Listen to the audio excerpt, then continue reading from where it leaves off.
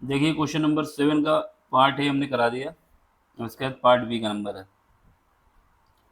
ठीक है, इसमें क्या, इसमें है आपको find A inverse the matrix is given, यानी 8 नंबर का क्वेश्चन था, इसमें से कोई एक पार्ट करना था। तो इसका सोल्यूशन देखते हैं। हिंदी में आव्यूह बोला जाता है, इंग्लिश में मैट्रिक्स।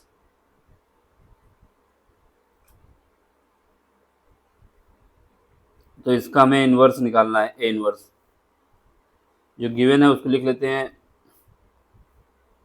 क्या गिवन है, पहले तो क्वेश्चन नंबर 7 का बी पार्ट है ये। मैट्रिक्स जो ए गिवन है वो हमारे पास है 2 0 -1, रो वाइज लिख रहे हैं 2 0 -1। इसके बाद है 5 1 0 इसके बाद है 0 1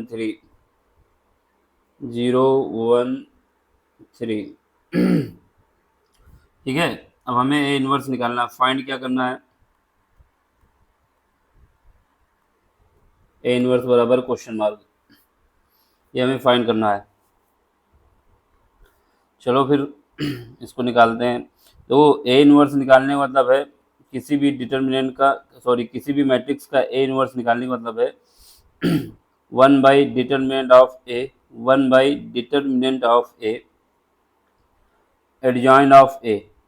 ठीक है, एडजॉइंट ऑफ ए क्या होता है, एडजॉइंट ऑफ ए जो होता है वो कोफैक्टर का जो मैट्रिक्स बनता है, उस कोफैक्टर के मैट्रिक्स का अगर ट्रांसपोज कर दिया जाए तो हमारा एडजॉइंट ऑफ ए आ जाता है। यानी सी टी क्या है, ट्रांसपोज ऑफ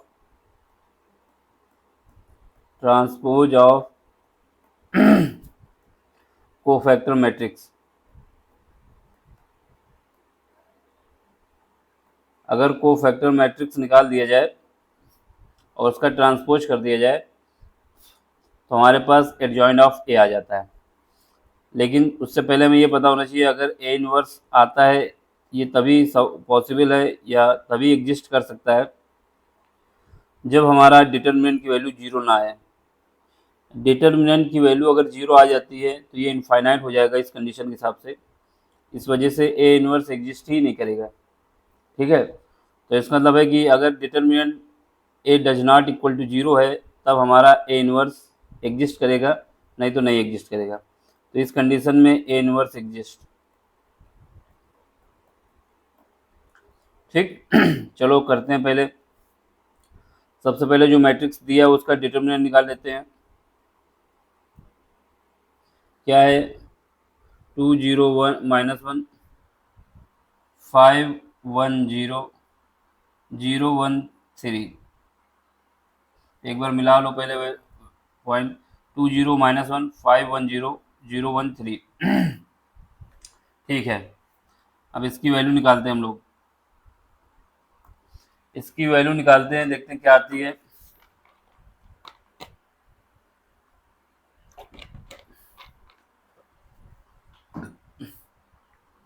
चलो निकालें फिर। यहाँ से क्या है 2 के रिस्पेक्ट में निकालेंगे, 2 ब्रैकेट में क्या आएगा 3 का मल्टीप्लाई होगा। देखो 2 के रिस्पेक्ट में निकालना है तो 2 के सामने की रो और कॉलम को हटा देना है, यानी इसके सामने की रो और इसके सामने का कॉलम हटा देना है। तो क्या बचा, 3 × 1 आ जाएगा 3, 1 × 0 0 आ जाएगा। अब माइनस लगाओगे, ठीक है, माइनस तो लगा दोगे लेकिन यहाँ पर हमारे पास अगर हम हॉरिजेंटल जाएंगे जीरो के रिस्पेक्ट में इधर, तो यहाँ पे क्या आ जाएगा, जीरो आएगा तो सारी संख्या जीरो हो जाएगी, कोई मतलब नहीं रहेगा, तो ये जीरो लगा देंगे। इसके आगे बढ़ेंगे, -1 के रिस्पेक्ट में आएंगे तो इसके सामने की रो और कॉलम को हटा दिया जाएगा। यहाँ माइनस है, ब्रैकेट में क्या आ जाएगा, 5 का मल्टीप्लाई 1 से होगा तो 5 आएगा, 0 का मल्टीप्लाई 1 से होगा तो 0 आएगा। यहाँ से आ जाएगा 6 माइनस का 5, ये हमारा आ जाएगा 1।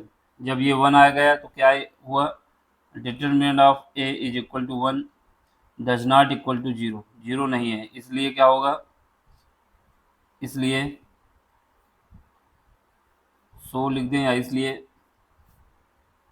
ये निशान वो सिंबल होता है, ठीक है। इसमें क्या होगा, ए इनवर्स एग्जिस्ट करेगा। अब हमें निकालना है कोफैक्टर का मैट्रिक्स। तो मैट्रिक्स ए जो दिया है हमारे पास, matrix A is equal to हमारे पास जो है, इसको लिख देंगे 2 0 -1 5 1 0 0 1 3, ठीक है। तो ये हमारे पास क्या है, डिटरमिनेंट सॉरी मैट्रिक्स ऑफ ए। अब इसका हमें कोफैक्टर निकालना है, cofactor of matrix A. Cofactor of matrix A matrix का हमें कोफैक्टर निकालना है। इसको हम सी से लिखेंगे, ठीक है। देखो अब क्या करना है,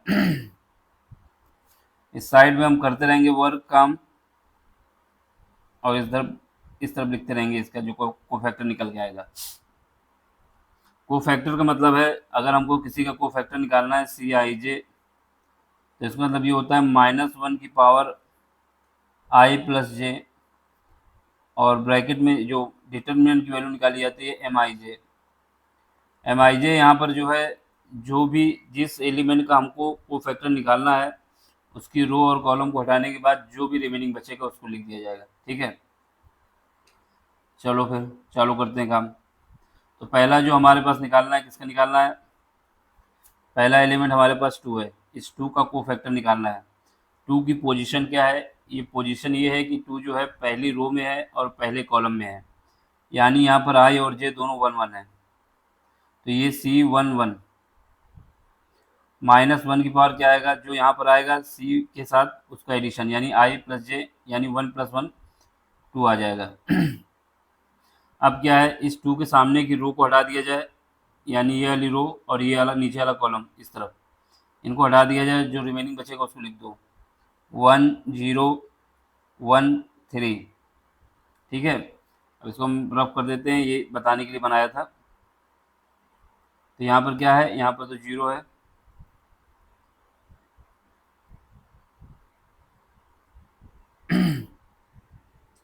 तो ये हमारा जो आएगा निकल के, इसको सॉल्व करेंगे तो कितना आ जाएगा, -1 की पावर 2 है तो क्या आएगा, 1 आएगा।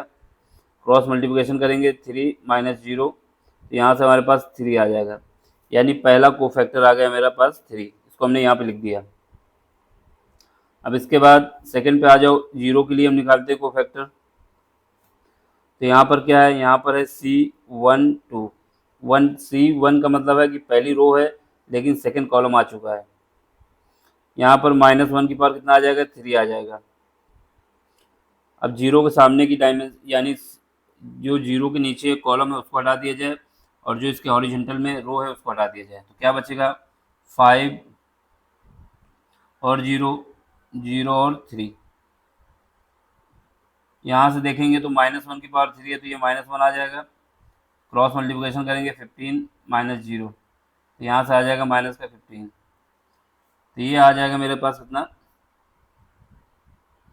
-15 आ गया, ठीक है।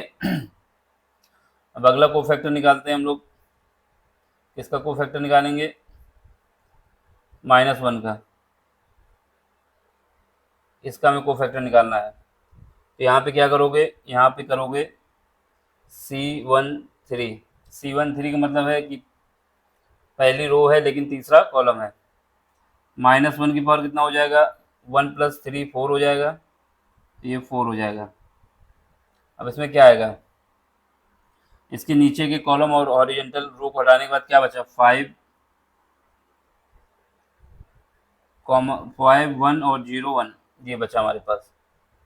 इसको सॉल्व कर लेंगे, -1 की पावर 4 है तो 1 आ जाएगा। क्रॉस मल्टीप्लिकेशन करेंगे 5 - 0, तो ये आ जाएगा मेरे पास 5। इसका मतलब ये वाला एलिमेंट भी हमारे पास आ गया 5। ठीक है। अब हमें क्या करना है, अगला निकालना है। तो अगला निकालने के लिए ये इसको ले लेते हैं।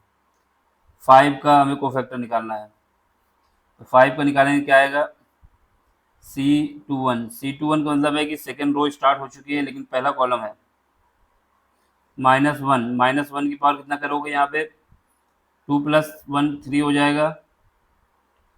इसमें क्या है, इसके सामने की इसके सामने का कॉलम और सामने की रो और इसके वर्टिकल में जो कॉलम है उसको हटा दिया जाए। ठीक है, बाकी जो बचेगा उसको लिख दो। क्या बचा, 0 और -1 बचा। यहाँ से आएंगे तो यहाँ 1 और 3 बचेगा। -1 की पावर 3 है तो ये माइनस आ जाएगा, क्रॉस मल्टीप्लिकेशन करेंगे 0, यहाँ पर प्लस, तो ये हमारे पास आ जाएगा -1। इसका मतलब इसका कोफैक्टर आ गया -1। अब आगे देखो, अब इसके लिए निकाल लेते हैं। ठीक, यहाँ पे क्या है, C22 का मतलब है कि सेकेंड कॉलम है और सेकेंड रो है। -1 की पावर कितना हो जाएगा, 4 हो जाएगा, 2 + 2 4 हो जाएगा।